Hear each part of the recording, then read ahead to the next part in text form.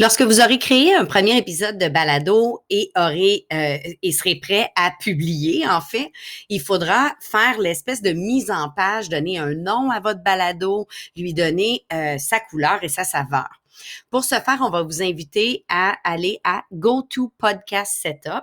On peut aussi passer par un autre chemin, soit par notre menu pour aller modifier. On regardera tantôt comment faire. Donc, je vais cliquer sur GoTo Podcast Setup et on va me donner différentes informations que je vais devoir fournir.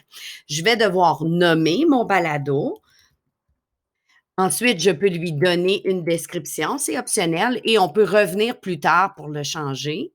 On peut ensuite venir choisir une catégorie. Par exemple, dans notre cas, on peut venir choisir une catégorie d'éducation, par exemple, et on va venir choisir en quelle langue est notre balado.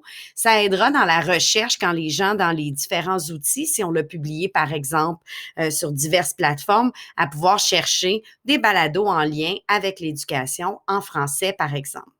Donc, lorsque j'ai tout rempli, je peux, comme je le disais, revenir changer plus tard. Donc, je pourrais mettre une courte description et y revenir plus tard. Je clique sur Continuer. Et maintenant, on m'invite à choisir l'image qui va représenter mon balado. Je peux faire une recherche pour une image déjà existante.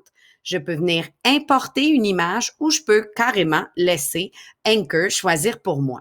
Je vais laisser Anchor choisir pour moi pour vous montrer ce que ça peut donner. Bon, on me choisit une image un peu une espèce de bloc Lego.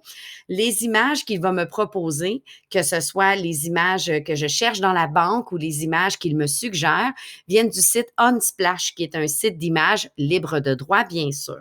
Je pourrais venir faire un zoom sur mon image en question en utilisant le petit glissoir ici. Et quand je suis satisfaite, eh bien, je clique sur Continue.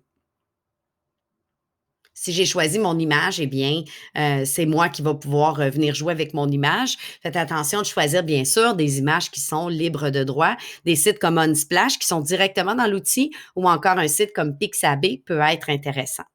J'ai quelques options pour modifier mon image de balado. Je peux venir décider ou non de mettre le texte. Ça peut être intéressant de faire l'image du balado, par exemple, dans un outil comme Canva et les élèves pourraient venir tout de suite écrire le nom. Donc, si là, on a écrit le nom, on ne veut pas nécessairement que quelqu'un vienne le réécrire une deuxième fois.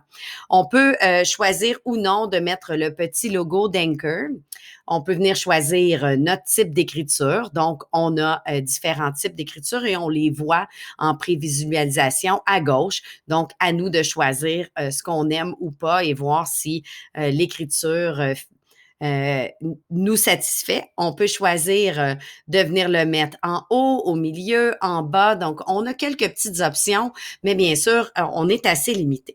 On peut aussi venir choisir la couleur d'écriture et on peut venir chercher la petite pipette ici pour venir choisir un code de couleur ou encore chercher directement dans l'outil de couleur.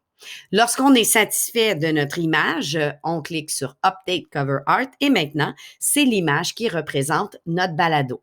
Ça peut être quelque chose pour un balado de classe qui peut être très intéressant à faire ensemble, que les élèves se questionnent sur savoir quelle image va les représenter et ça peut être, si c'est des balados individuels, une belle façon de personnaliser aussi et d'amener les élèves à vous expliquer leur image qui représente leur balado. Dans une prochaine capsule, je vous parle de la distribution de votre balado sur les différentes plateformes.